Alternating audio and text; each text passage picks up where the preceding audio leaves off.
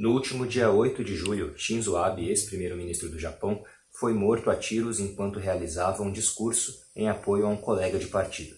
Seu assassino cometeu o crime por acreditar que o ex-mandatário tinha fortes ligações com um grupo religioso que alegadamente o havia prejudicado no passado.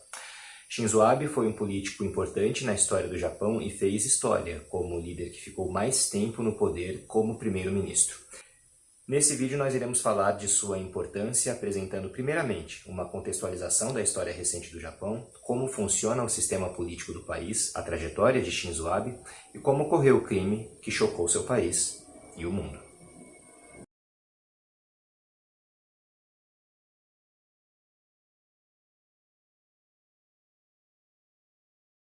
Entre as inúmeras atrocidades cometidas durante a Segunda Guerra Mundial, uma das mais marcantes foi o lançamento pelos norte-americanos das bombas atômicas nas cidades japonesas de Hiroshima e Nagasaki. Esse episódio fez com que o Japão se rendesse oficialmente em 2 de setembro de 1945. O documento assinado com a rendição ficou conhecido como a Declaração de Potsdam e trazia uma série de termos que o Japão precisava aceitar. E o destaque desses termos é a ocupação militar estadunidense em solo japonês. Essa ocupação foi liderada pelo general Douglas MacArthur e se estendeu até 1951, quando foi assinado o Acordo de Paz de São Francisco. E só a partir do ano seguinte, 1952, o Japão pôde voltar a ser soberano e independente dentro do seu próprio território. Mas, durante o período em que ele esteve ocupado, o Estado japonês não podia ter forças armadas. E, posteriormente, quando ele foi liberado para ter forças armadas, o máximo que era permitido eram 350 mil homens, apenas para fazer a segurança interna dos cidadãos japoneses. A guerra trouxe muita destruição para a infraestrutura japonesa, que estava completamente devastada no momento em que a guerra acabou. A economia e a inflação estavam completamente fora de controle, e uma consequência disso é que as necessidades básicas dos japoneses podiam ser encontradas somente no comércio clandestino. Diante desse cenário, a parceria econômica que foi formada entre Japão e Estados Unidos foi benéfica por auxiliar no crescimento e na reorganização do Estado japonês. E para os Estados Unidos também, porque conseguia manter qualquer influência soviética afastada do local. Após o fim da ocupação aliada, em 1952, o país passou por um verdadeiro boom econômico e tecnológico. A intenção inicial dos Estados Unidos era fazer com que o Japão fosse apenas um país com indústria de base, mas a explosão da Guerra da Coreia fez com que essa visão fosse alterada. O Japão então começa a investir na criação de empresas exportadoras de armamentos, e isso foi uma forma de contribuir para os Estados Unidos e também no crescimento do próprio tecnológico do próprio país.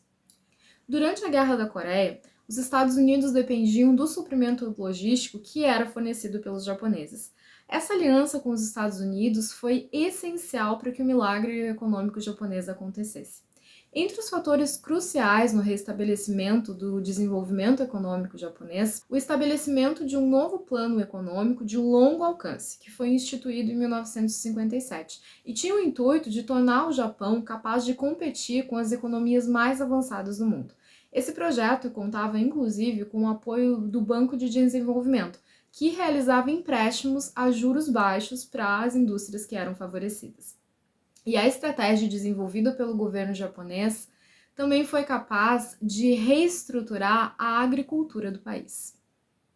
Para isso, foram introduzidos novos fertilizantes, sementes e máquinas, que eram mais eficientes para a produção. E esse conjunto de fatores fez com que o PIB do Japão quadriplicasse. No período entre 1959 até 89, o PIB japonês aumentou 9,2%, mesmo com a crise do petróleo que ocorreu na década de 70. Nessa mesma época, ocorreu um êxodo rural muito significativo, e a população rural do Japão diminuiu em 50%. Ao mesmo tempo, a população aumentou significativamente também, passando de 85,8 milhões para 123 milhões de japoneses, e tornou o Japão uma das economias de maior ascendência do mundo, inclusive se igualando ao PIB do Reino Unido e da França juntos. Mas, apesar de tudo isso, as consequências negativas também foram bem presentes e podem ser vistas até hoje na poluição que assola o território japonês desde o início da década de 60 e que trouxe vários problemas respiratórios e doenças para a população japonesa. A Guerra do Golfo, em 1991, exigiu que o Japão adotasse alguma postura em relação ao que estava acontecendo mundialmente e foi considerado o maior teste à política externa japonesa desde o final da Segunda Guerra. Porém, o país era dependente do petróleo que era comercializado pelo Iraque, e a posição adotada foi a de enviar tropas japonesas para o exterior, mas sob a bandeira da ONU. Nesse período, surgiram duas correntes de pensamento na política japonesa, e ambas defendiam que o país devia se envolver mais nas relações internacionais, mas elas se diferenciavam na questão do que era defendido por cada uma. Alguns defendiam que o Japão deveria emergir como uma potência civil afirmada, ou seja, dar continuidade ao alinhamento militar e político com os Estados Unidos, que até então foi o que trouxe a prosperidade econômica do país. E defendia também que o Japão devia assumir maiores posições nos fóruns multilaterais, principalmente quando se tratavam de questões relacionadas ao meio ambiente e ajuda ao desenvolvimento, desarmamento, refugiados e outras questões humanitárias. Mas o outro posicionamento defendia que o Japão deveria voltar a ser uma nação ou um estado normal. Ou seja, acreditava-se que era necessário se comportar como uma potência política e militar.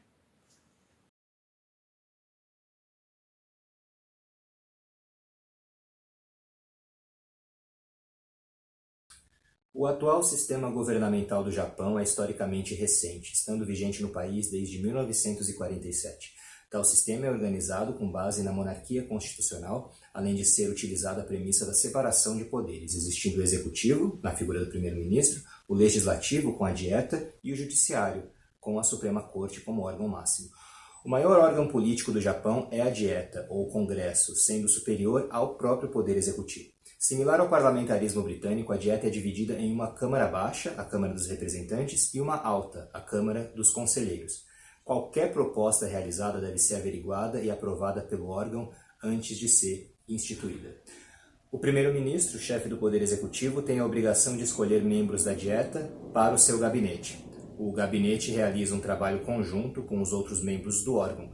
Dentre os partidos que contam com representantes dentro da dieta, o Partido Liberal Democrata, que na verdade é um partido conservador, é a agremiação com maior presença, com 261 dos 465 membros do Congresso. Dentre os partidos de oposição, o Partido Democrático Constitucional, de centro-esquerda, é o maior, com 96 membros. O judiciário é um ramo totalmente independente, sendo constitucionalmente protegido, com nenhum dos outros poderes sendo responsável por qualquer quesito jurídico. No Japão, existem 8 cortes superiores, 50 cortes distritais, 50 cortes da família e 438 cortes sumárias. É importante ressaltar que o Japão segue como uma monarquia parlamentarista, com o imperador sendo o símbolo do Estado e da unidade das pessoas. Cabe a ele indicar o primeiro-ministro e o presidente da Suprema Corte conforme as designações da dieta. O atual imperador do Japão é Naruhito desde outubro de 2019. O voto no Japão não é obrigatório, com qualquer indivíduo maior de 20 anos sendo capaz tanto de eleger como de se candidatar a cargos políticos no país.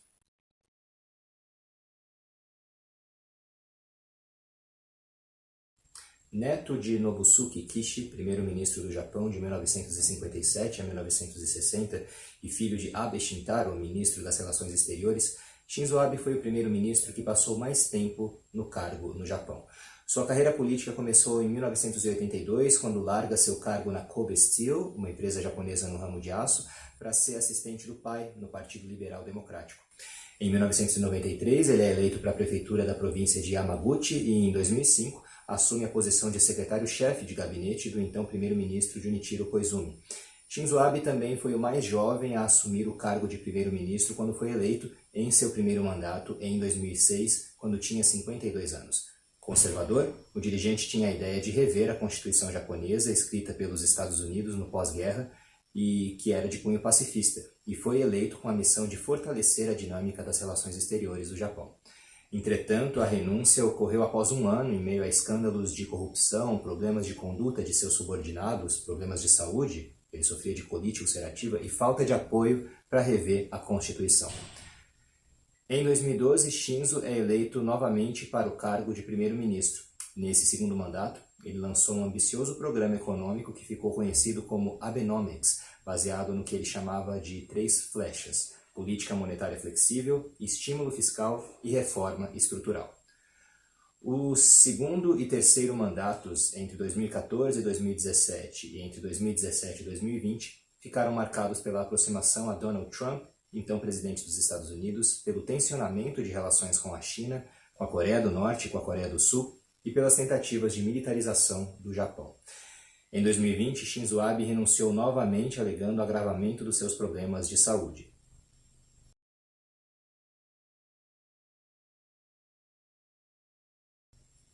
Em 8 de julho de 2022, Shinzo Abe foi assassinado enquanto fazia um discurso na cidade de Nara. O assassino, Tetsuya Yamagami, de 41 anos, ex-membro da Força Marítima de Defesa do Japão, abordou o ex-primeiro-ministro pelas costas e lhe deu 2 tiros com uma arma confeccionada em casa.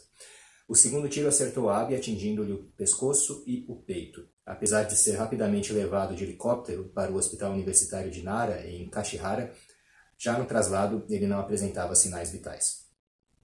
Apesar de uma transfusão, a perda de sangue foi grande e as tentativas para reavivá-lo falharam. Shinzo Abe morreu por volta das 5 da tarde, aos 67 anos. O assassino, que acreditava que Shinzo Abe havia sido responsável pela disseminação da Igreja da Unificação no Japão, uma religião que ele acreditava ter afetado negativamente a sua família e os levado à falência, buscou se vingar executando o primeiro-ministro. Suas desavenças com Shinzo Abe não eram, de acordo com o próprio assassino, políticas. Shinzo Abe foi um político controverso, não menos nas suas relações com o exterior, particularmente com outros países asiáticos. O seu impacto na política japonesa se sentirá ainda por anos, e o seu assassinato acende a luz de alerta para os riscos constantes que políticos correm, estejam eles no poder ou não.